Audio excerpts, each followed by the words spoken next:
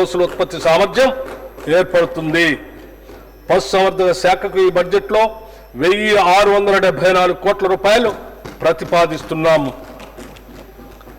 భూమి అనేది ఒక స్థిరాస్తి మాత్రమే కాదు, అది ఒక భావోద్వేగం.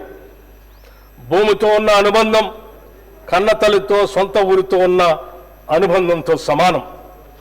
ఒక వ్యక్తి తన భూమిని కోల్పోయినప్పుడు తన అస్తిత్వాన్నే పోగొట్టుకున్నట్లు భావిస్తాడు. అటువంటి భావుకతతో ముడిపడి ఉన్న అంశంలో గత ప్రభుత్వ హయాంలో చేపట్టిన ధరణి ప్రాజెక్టులో చోటు చేసుకున్న అక్రమాల వల్ల సామాన్యులకు తీవ్రమైన వేదన మిగిలింది. సమస్యల పరిష్కారాన్ని కోరుతూ ప్రజలు చేసుకున్న దరఖాస్తులు కూడా పరిష్కరించలేని దుస్థితి అప్పట్లో ఏర్పడింది. వీటి పరిష్కరణ వేగవంతం చేయడానికి జిల్లా కలెక్టర్లకు మాత్రమే ఉన్న పరిష్కరణ అధికారాన్ని తహసీల్దార్ ఆర్డీఓలకి బదిలీ చేస్తూ మార్గదర్శకాలని విడుదల చేశాం.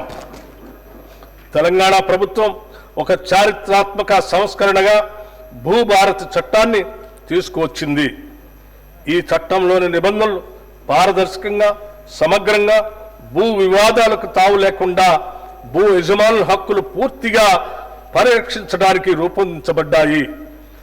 డిజిటల్ మ్యాపింగ్ వ్యవస్థ, ఆధునిక సాంకేతికను ఉపయోగించడం ద్వారా భూభారతి లావాదేవీల్ని సులభతరం చేసి సక్రమమైన భూ రికార్డు వ్యవస్థను ఏర్పరచడానికి దోహదం చేస్తుంది. భూ పరిపాలనను మరింత బలోపేతం చేయడానికి 10,954 గ్రామ స్థాయి అధికారుల పోస్టుల్ని మంజూరు చేశాం. దీనితో క్షేత్రస్థాయిలో రెవెన్యూ అధికారుల పాత్రని పునరుద్ధరించి భూ సమస్యలను వేగంగా పరిష్కరించే సమర్థవంతమైన పాలనా వ్యవస్థని తెస్తున్నాం.